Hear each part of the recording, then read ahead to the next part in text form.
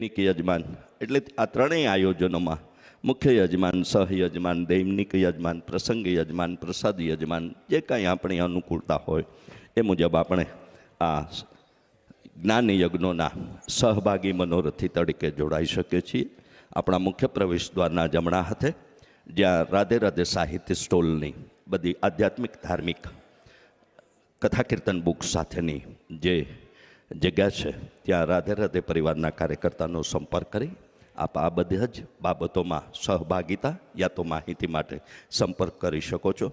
આપ સૌનું રાધે રાધે પરિવાર અને રંગાણી પરિવાર વતી સ્વાગત કરતા Radhe Radhe official YouTube channel like, subscribe અને શેર કરવાના અનુરોધ સાથે એ ચેનલના માધ્યમથી પણ આ રસ અમૃતનું પાન કરતા સૌનું સ્વાગત.